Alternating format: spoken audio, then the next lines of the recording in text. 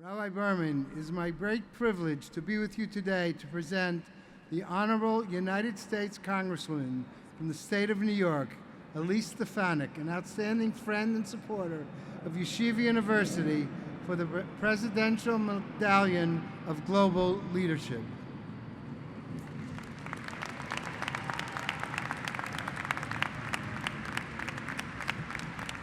I'm going to introduce you. Only because I need to.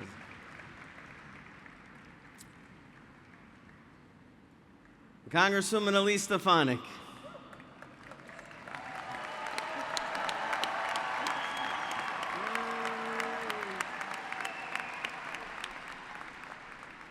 You are a voice of conviction in a time of confusion, a profile in courage when too many choose to be silent. When anti-Semitism festers on campus masked as academic freedom or free speech, you say very clearly that it does not depend on the context. That there is no context in which it can be stomached. When university leaders equivocate, you ask the hard questions, you don't flinch, you lead. Your historic questioning in Congress didn't just go viral, it sparked a national reckoning. Resignations followed, policies changed, a moral mirror was held up to America's elite institutions. You showed that one clear voice can cut through the fog, that leadership is in posturing its principle, not performance, but purpose. Since October 7th, you have stood firm for the victims, for the hostages, for Israel, for truth.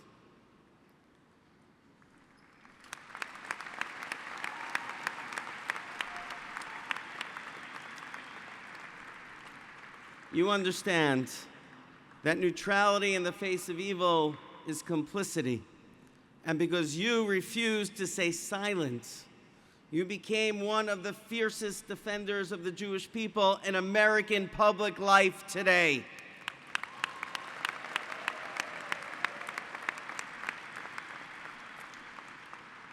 In an era of moral relativism, your clarion call has brought clarity.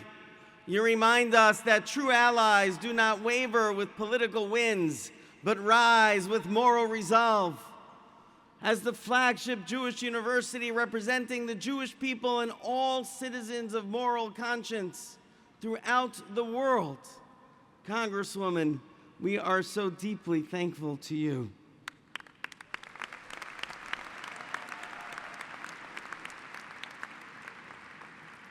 Yeshiva University's Presidential Medallion for Global Leadership was established in the spirit of the 18th century Anglo-Irish statesman and philosopher Edmund Burke's wise reflection that when bad men combine, the good must associate, else they will fall one by one.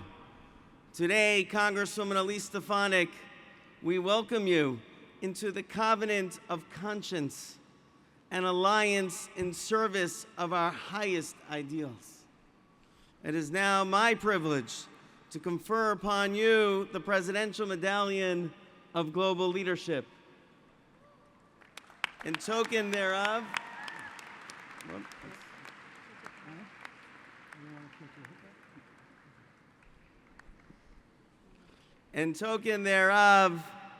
we cause to be placed upon your shoulders this visible symbol of our high regard for you. May God bless you, Congresswoman, your husband, Matt, and your son, Samuel. May the Lord protect you and continue to grant you the strength and wisdom to serve as a clarion call of courage and conscience in a world that so desperately needs your voice and your leadership.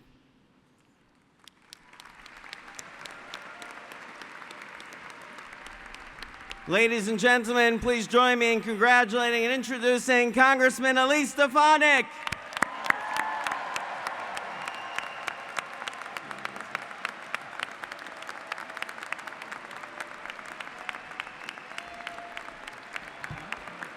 Thank you so much. Congratulations, Maccabees. Thank you very much to Rabbi Berman, whom I had the chance to hear deliver a beautiful and moving benediction at President Trump's inauguration.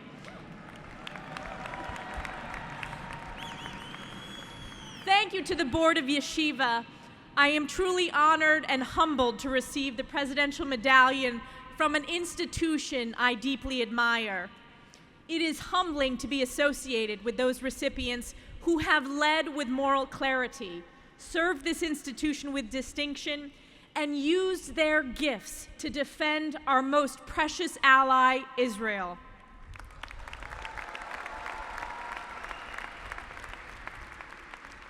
And I am thrilled to be here with all of you graduates and your families during such a special celebration and time in your lives.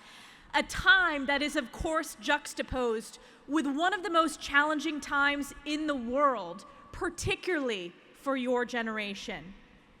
As we all know, the period we are in right now is not only graduation season, it's also the Omer. For anyone who didn't count yet, today is day 39.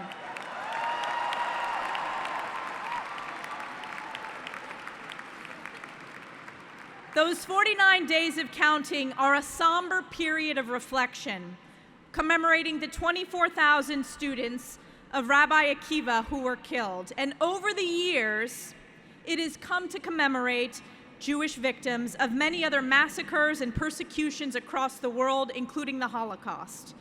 There is so much important symbolism in this period and so many lessons for Americans and especially for the next generation of Jewish American leaders. First, you are so blessed to belong to a people that is so deeply connected and unified that it mourns its own for generations. To me, that aspect of the Omer is embodied by one who bears its name, Omer Nutra, who will never be forgotten. And as a United States Congresswoman, I have spent many hours with hostage parents and family members, including Omer's parents.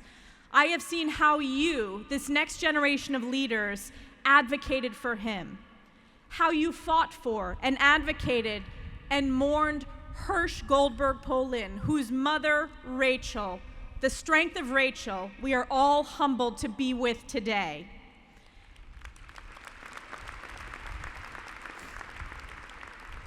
How you continue to fight and advocate for the remaining 58 hostages. You have been bold, you have been tenacious, you have the moral clarity to fight the just and righteous fight, to stand arm in arm, side by side, with the world in demanding the immediate release of all the hostages held by Hamas terrorists in Gaza. Every single one.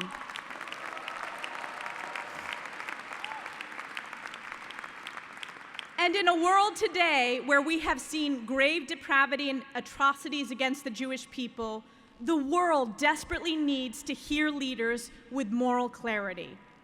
After the Hamas terrorist attacks on October 7th, I heard from Jewish students, faculty members, and staff about anti-Semitic attacks engulfing American college campuses.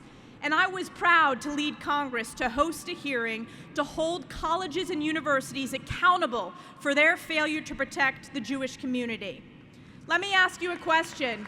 Did you see that hearing? Yes, the world saw that hearing, and I want to take you into that moment. It was the last question of the hearing. The most junior member of the committee yielded me her remaining 3 minutes.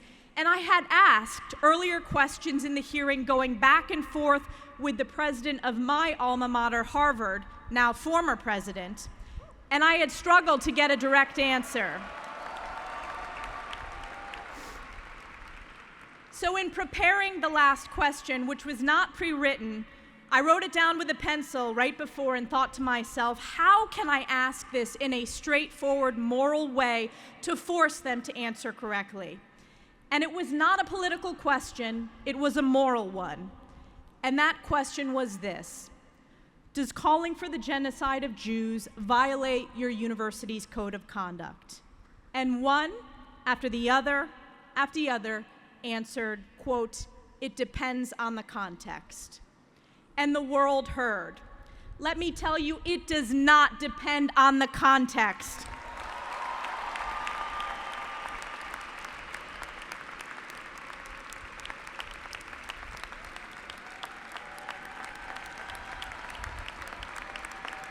It does not depend on the context. Those morally bankrupt answers, and I've been in many high-profile hearings over the years, I've never witnessed the moral depravity of witnesses like I did in that hearing.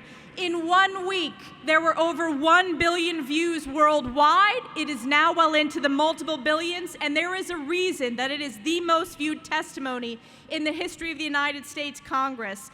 And it is because it exposed the moral rot at the highest levels of these so-called elite universities. And as I said, after the resignations of university presidents, 2 down, fired, 5 down, there have been 5 that have fired, and so many to go.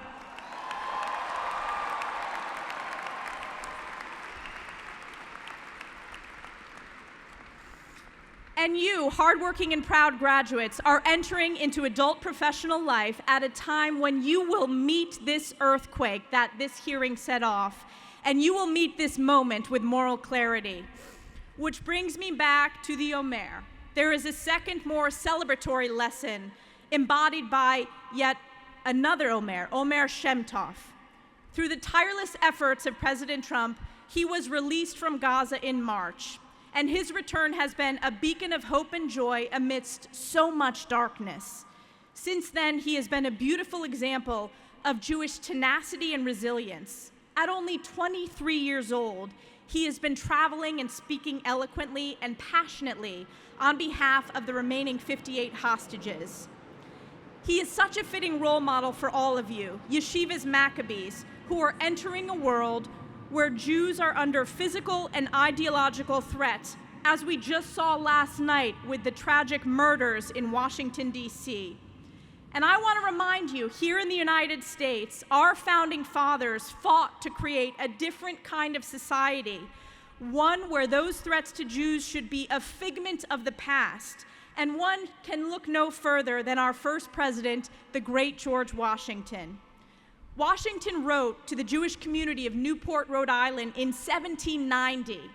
He wrote, quote, "May the children of the stock of Abraham who dwell in this land continue to merit and enjoy the goodwill of other inhabitants, while everyone shall sit safely under his own vine and fig tree, and there shall be none to make him afraid," end quote.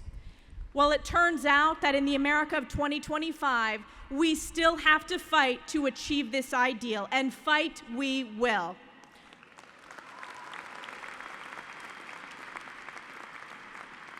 And while these challenges we face together as Americans are significant, so too are the opportunities.